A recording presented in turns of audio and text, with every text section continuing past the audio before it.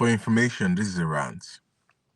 I haven't been on this platform for a while, for a minute, but I just need to get this out. If Mikel Arteta doesn't get the required signing in this January,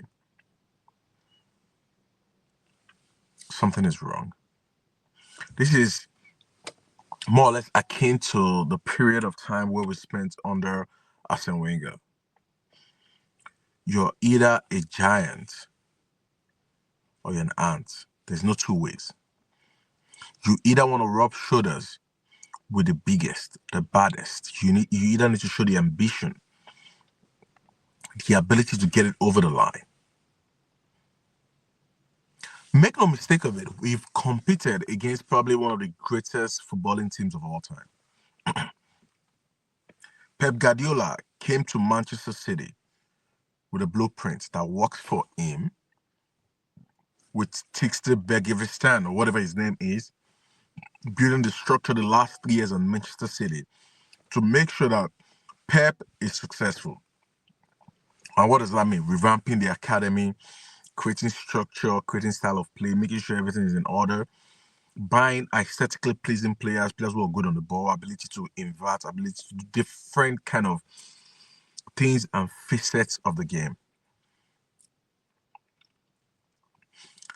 Have Arsenal failed in the last 2 years not winning the league? Yes, in terms of the objective. The objective for 2022, 2023, where we signed Gabriel Jesus and Zinchenko for Manchester City, was to make top four. Having come fifth the previous season. We made top four with 10 games to spare, but we didn't win the league because the objective changed during the season. And that was a spectacular season based on the expectation. So when we see that, oh wow, we actually have good players. Bukayo Saka is an incredible footballer, right? The following season, the expectation is we want to win the league. So within 1 year of being so close, we decided that we want to win the Premier League. We've been hungry for the last 20 years and we haven't won it. And what did he do? We went out there and got £105 million footballer in Declan Rice. He's a machine. At least the first 60 games he played for us was one of the most consistent, most energetic footballing performers I've seen from a midfielder. He reminds me of Patrice Vieira. He wins the ball. He can do every facet of the play. Can defend, can tackle. Probably one of the best tacklers in the entire Europe. His tackling technique needs to be studied. It's not enough. We signed Kai Havertz. Yes, we signed Kai Havertz. Oh, nobody cares about Kai Havertz. Is the guy who Chelsea rejects. Guys, he scored like 30 goals in the last 2 years for Arsenal. Whilst playing maybe 70% of the time as a striker. He's been productive. The question still remains that we don't have enough. And the feeling can be that, oh, Mikel Arteta is not just good enough, because I don't believe that is the case. I just believe that this squad, Mikel has been able to squeeze every little juice he has out of it. Mikel Merino came to Arsenal. The first training session, he got injured for 2.5, 3 months. Bukayo Saka has been injured for a while now. He's going to be out for like 3 to 4 months. Martin Odegaard has been injured now for like 3 months. This same season, Benjamin White has been stable in the defense, in the right side of defense, not just defensively, but attacking wise in terms of creating the balance, ability to overlap, ability to create options. Has been injured the last 2, 3 months. He's just coming back. Tomiyasu has played probably 20 minutes this season.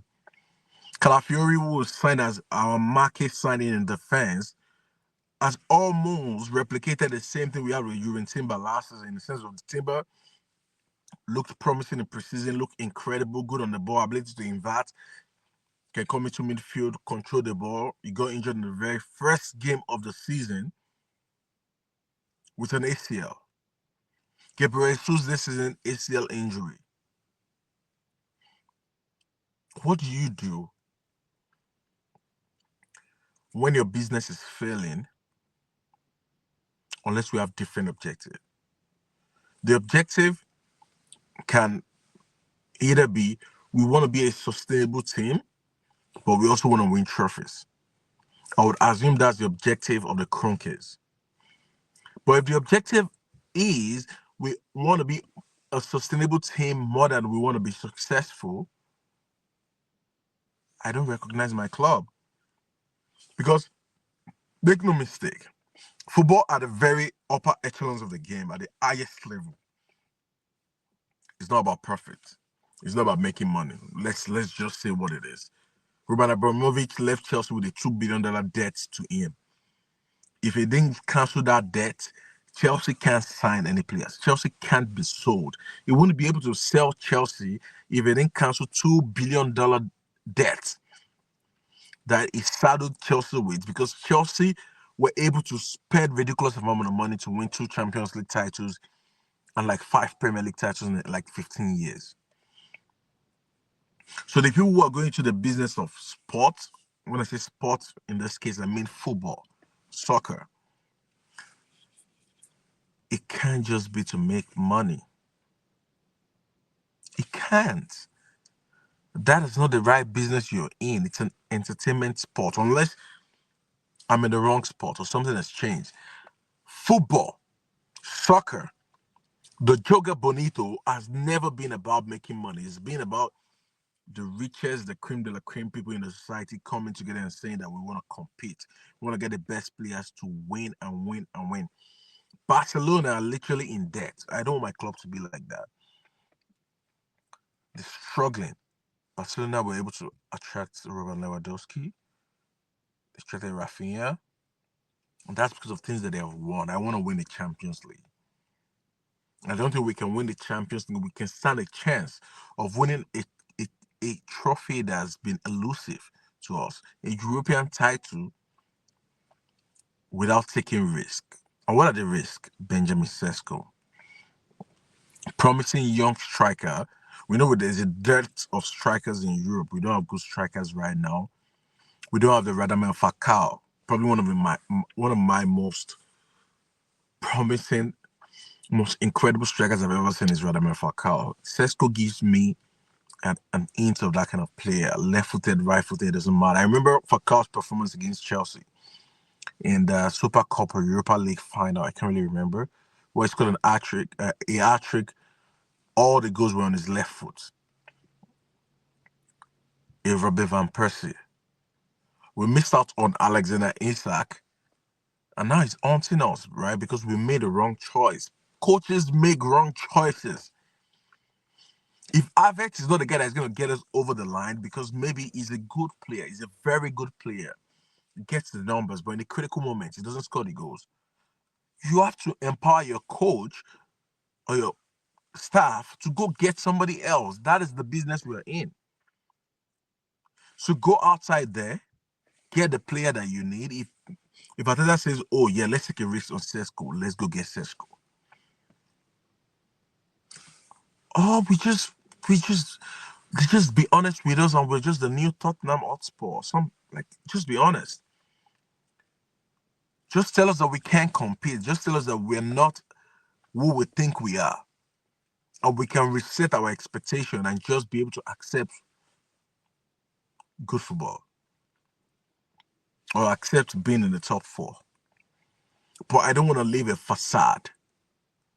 I don't want to pretend because Mikel is making 15, 20 million a year. There is a huge aspect of Arsenal, if you're an Arsenal fan or a football fan, that is part of our lives in the sense that it's a portion of our life that we depend on to get this exhilarating feeling, right? This feeling of belonging outside of our personal life, our family, our business, whatever we're doing.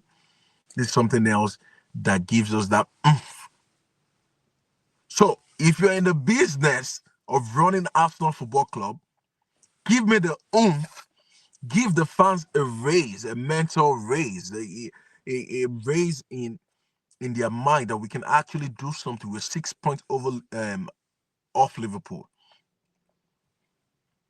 We need something. We need a spark. We need to be there, close in the room, in still having the ability to win when Bukayo Saka is back.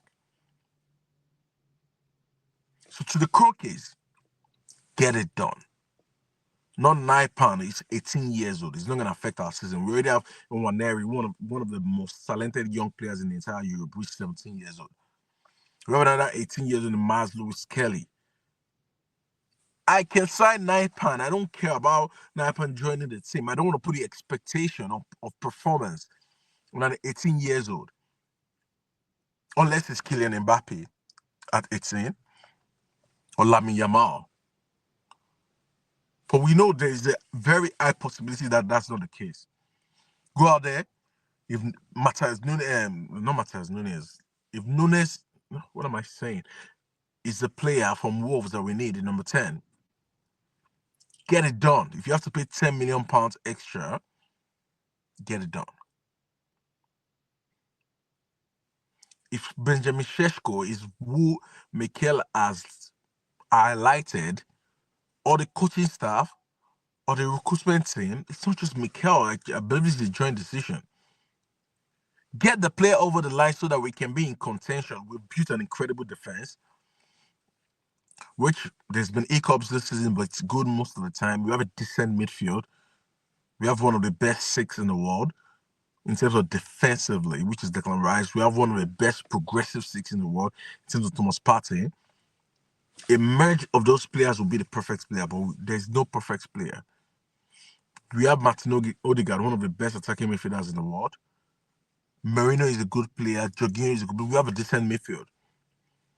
We need to help out the attack. We've barely spent any money on attack. We probably spent about 150 million in the last 4-5 years. Who have it signed? Havertz, Gabriel Jesus, Leandro Trossard. Who else? Willian was a free transfer. If I'm missing somebody, let me know. Havertz was 65 million. Gabriel Jesus was 45 million. That's 110. Leandro was like 20 million. 130 million in 5 years. Since this coach has been here on attacking talent is not enough. Chelsea, for example, for context, bought Nkunku, 55 million. Neto, 60 million, 115 million. They bought Palmer, 45 million. They bought Jackson, 35 million. Like this is a plethora of players Chelsea has signed in the last 2 years who are way more, and they linked to Garnacho right now. So the Kroenkes, get your act together. Or just let us know. I don't want to be in between. I don't want to be hopeful. I want to know that we are doing the very best that we can to make sure we're successful. Don't forget to like the video, subscribe to the content, and stay blessed. Goodbye.